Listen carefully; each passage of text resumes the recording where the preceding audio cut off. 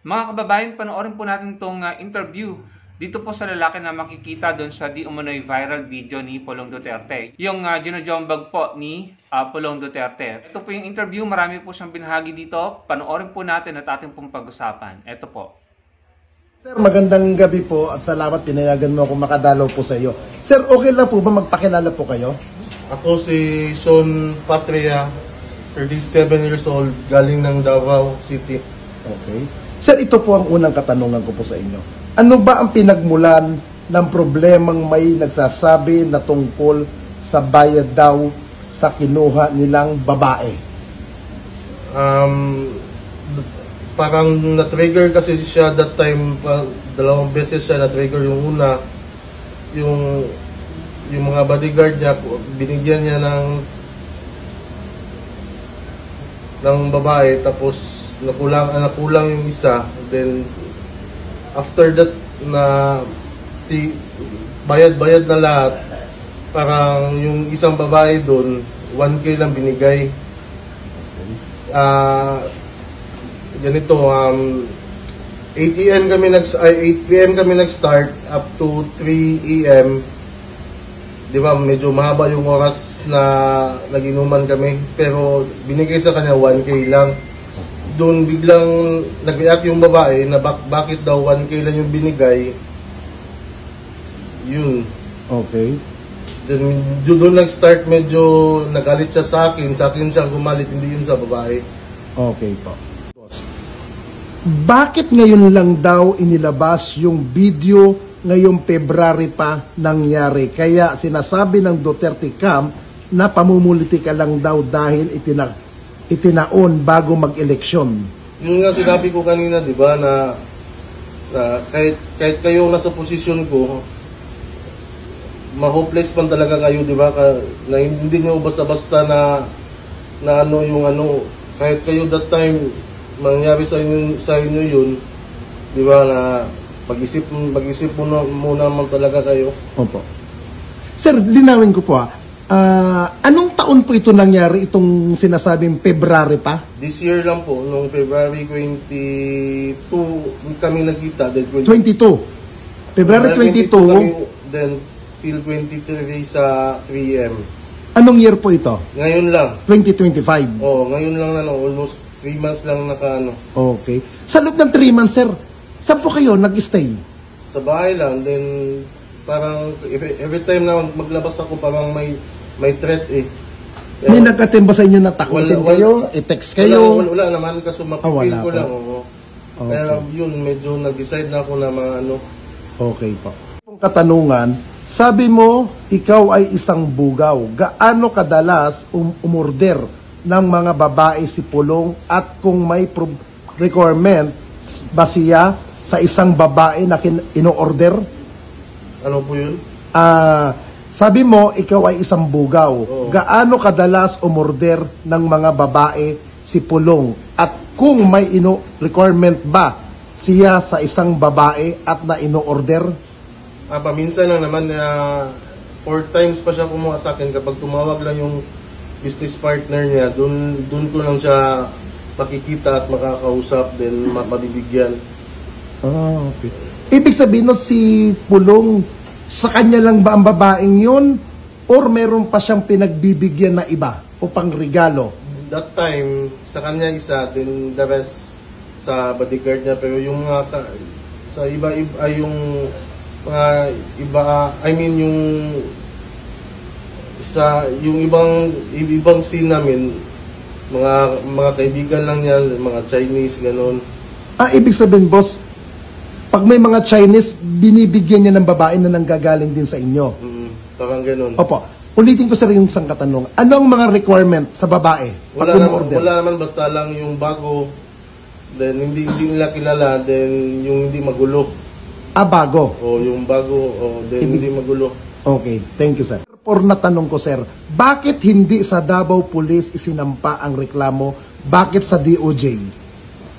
Kasi, di ba, alam naman natin lahat na yung Davao, hawak, hindi naman sa hawak, sa kanila yung then that time, hopeless ako so So yung ano ko lang, kaya sa DOJ na lang ako lumapit. Opo. Kaya kasi kung sa Davao ako lumapit, baka mamali yung tao na malapitan ko ba, baka maano agad sa kanya. Opo. Ibig sabihin nyo, nababahala ka rin sa seguridad nyo sa Davao. Oo. Kasi syempre nga, mayor yung kapatid, siya congressman doon, tapos vice president, at lehitimong taga doon sila.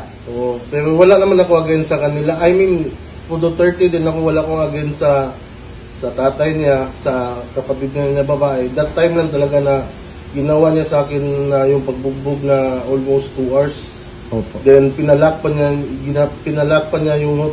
yung bar. Alam niyo mga kababayan, meron po akong naalala nung pinanood ko to. Sabi ko na nakikilala ko yung boses nung nag-i-interview, no? Si Cap Nino Barsaga nga. Meron akong isang bagay na naalala. Mahirap pong magbigay ng reaction dyan or opinion dahil yung side lamang po nung lalaki na yung di umano na jombag ni Pulong Duterte dun sa viral video, no? Yun lang, yung side po niya naririnig natin. Yung kay Pulong naman, nagbigay siya ng statement dyan. Hindi naman po siya nag-react talaga completely patungkol po dun sa video. Hindi niya sinabi kung bakit siya ng jombag, kung anong dahilan hindi siya nagkwento, no? So, yung talagang naririnig nating side ay doon po sa lalaking di umano na jombag ni Pulong Duterte. Pero meron po akong isang bagay na naalala, no? Patungkol po dyan sa ganyang sistema or kalakaran. Naalala ko tuloy yung pagbubunyag na ginawa ni Nino Barsaga na sabi niya, nagdadala daw siya ng mga babae sa palasyo ng Malacanang noong presidente pa si dating Pangulong Duterte. Pakinggan niyo po siya. Siya mismo yung nagsasalita dito.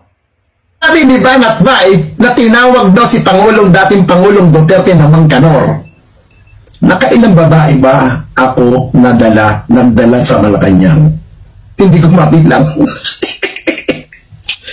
Pero hindi ko na itutuloy yun kung saan para yung mga babaeng nadala ko dati dyan sa palasyo ng Malacanang nung panahon ni dating Pangulong Duterte.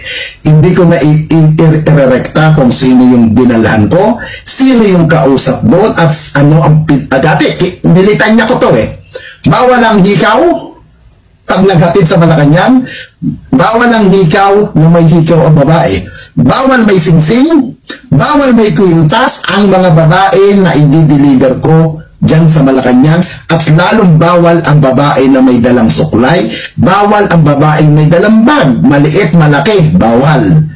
Bawal yun.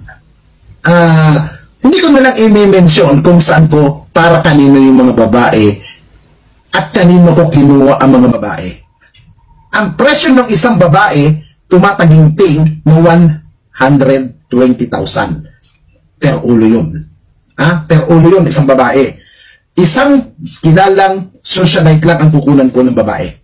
At alam na ng socialite, pag para sa Malacanang, alam na ang protocol kung ano ang mga dapat nawala sa katawan. Alam niya ni Byron. Ayun, narinig niyo po yung pagbubulgar ni Nino Barsaga. Actually, matagal na po yung video na yan. Nung una ko pong napanood yan, narinig yan kay Nino, hindi ko po talaga pinaniwalaan. Sabi ko sa sarili ko, parang imposible naman yun, na may nagdadala ng babae sa palasyo ng Malacanang noong time ni dating Pangulong Duterte. At siya yung umamin, siya yung nagdadala, no? Siya yung narinig niyo naman po. Kung hahanapin niyo po yung kabuuan ng video niyan, yan po yung kinukwento niya, no? So, sabi ko noon, parang mahirap paniwalaan, no? Pero ngayon, nung nakita ko yung video di umano ni Paulo Duterte at yung mga isiniwalat nung najombag ni Paulo Duterte, no, patungkol po sa ganyang sistema, yung pagdadala ng babae, or in short, no, kung yan ay totoo, yan po ay human trafficking. No, so ayan, mga kababayan, parang napaisip tuloy ako na mukhang totoo nga yung kinukwento ni Nino Barsaga. Hindi ko naman sinasabing totoo, no, pero mukhang totoo, no? Dahil, ayan, may ganyan pala na pwede nating sabihin, or is it safe to think na may pattern pala, no? Yung tatay, kung totoo man yung sinasabi ni Nino Barsaga, and then yung anak, si Pulong. Kung totoo man yung binahagi ng lalaking ito na in-interview po ni Cap Nino Barsaga, no? So, ganun pala, if that's the case, no? So, mga kababayan, kayo na po ang humusga dyan. Gusto ko lang din pong bigyan ng reaction, yung naging reaction ni VP Sara patungkol po dyan sa viral video di umano ng kanyang kapatid na si Pulong Duterte. Sabi po niya, pamumuliti ka na naman ito, no? Sabi ko, expected ko na yan. Yan na naman sasabihin ni Pipi Sara. Kasi nung naaresto po ng ICC yung kanyang ama, parang ganyan din yung naging reaction niya pamumulitika, no? Or ginigipit ng kanyang pamilya, something like that, no? Parang ganun yung naging reaction ni Pipi Sara. Nung naaresto ang kanyang ama ng ICC, pamumulitika.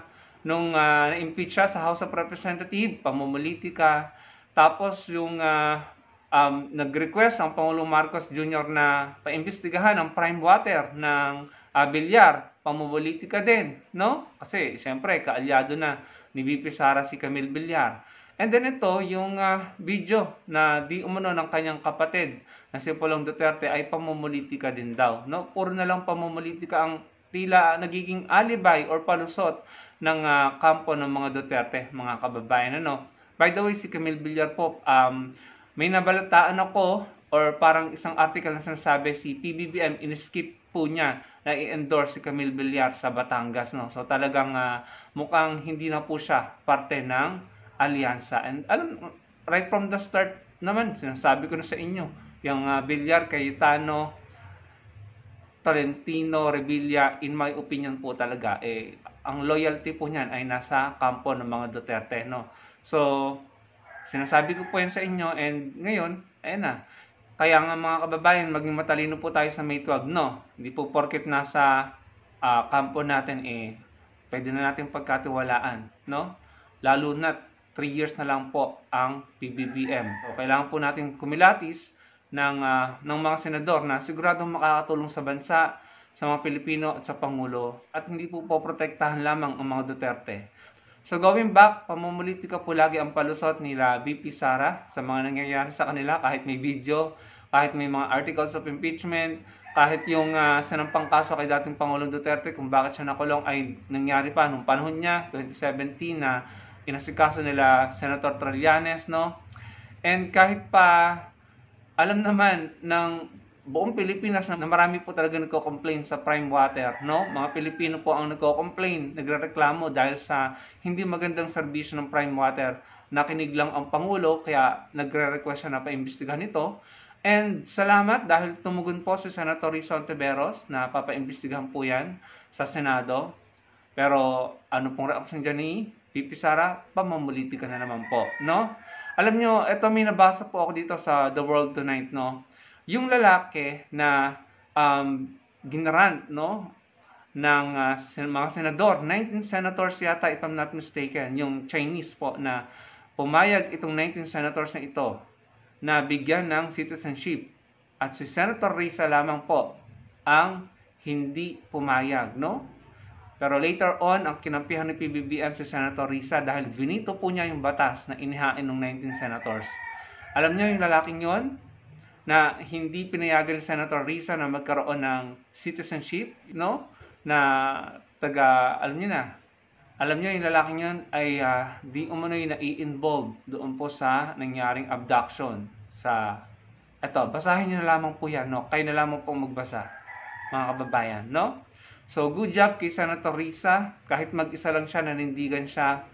At thank you din kay PBBM dahil mas sinunod niya yung findings ni Senator Risa Hontiveros, no? Binito niya yung batas na nagagrant ng citizenship dun sa lalaki. And sana magkaroon po ng maraming kasama si Senator Risa Hontiveros dyan sa Senado na titindig lalaban para sa mga Pilipino, para sa Pilipinas, na magiging kakampi ni PBBM kahit hindi sila magkakaalyado, dahil tama at para sa mga Pilipino at sa Pilipinas ang gagawin, nagkakasundo sila, nagiging pareho sila ng stand, at tila nagiging magkakakampi sila, mga kababayan, no? So sana po magkaroon ng kasama dyan si Senator Risa. Kaya ang ino-offer namin sa inyo, no, si Senator Bam Aquino, Senator Kiko Pangilinan, and si Dean Heidi Mendoza. Yan talaga po. Sayang nga po si Senator Trillanes, talagang palaban at matapang, no? Pinaglalaban ng mga Pilipino. And syempre yung ine-endorse ni VP Lenny from Alyansa, si dating Senator Manny Pacquiao, and si Secretary Benhur Abalos, na ine-endorse din po ng isang kakamping na talagang sikat na sikat. Si Meme Vice Ganda, ine-endorse po si Secretary Benhur Abalos. And syempre, meron pa. Ako personally, idadagdag ko po si Abby Binay, si Senator Ping Lacson, and si Senator Tito Soto. And then yung iba pa na independent na tumatakbo sa pagkasenador. Sila Kadodoy, yan. Marami pa, no? Minsan nga, iniisip ko, idagdag ko kaya sila Castro, sila Teddy Casino, sila Liza Masa, sila Arden Brosas, no? Total 12 naman ang kailangan eh. Kasi talagang yung mga yun talaga ang magpapasakit sa ulo ng mga DDS dahil yung mga yun talaga ang nag-asikaso ng impeachment ni VP Sara, no? Pero yung sigurado ko, mga nabanggit ko sa inyo, Kiko, Bam, and Heidi, Benhur Abalos, Tito Soto, Ping Lacson, Abby Binay, and Manny Pacquiao, no? So, yun po mga kababayan, kailangan po talaga nating magkampi-kampi dito, mga kakamping at mga loyalists, para po masigurado natin na Pilipinas naman po ang papahalagahan ng ating mga senador at mga kongresista.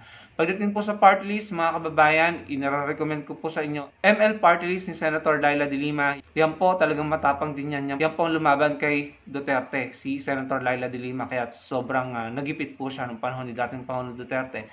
ML party list, no? At yung Magdalo party list ni Senator Trillanes, sila din po ang nag-asikaso ng kaso sa ICC, kasama sila Senator de Lima, at sila din ang nag-asikaso ng impeachment ni VP Sara, no? Yan yung matatapang na talaga ng mga handang ialay ang buhay para sa bansa, para sa Pilipinas, no? So mga kababayan, sana po magkaisa tayo sa May 12, iboto natin ang para sa Pilipino at hindi para lamang sa isang bansa dyan na kumakamukam ng ating mga teritoryo at lalong hindi para sa isang pamilya or politiko na gusto lamang nilang protektahan. Sana pong iboto natin ay ang poprotektahan ang mga Pilipino at ang Pilipinas at makakatuwang ni PBBM sa pagpapaunlad ng bansa natin.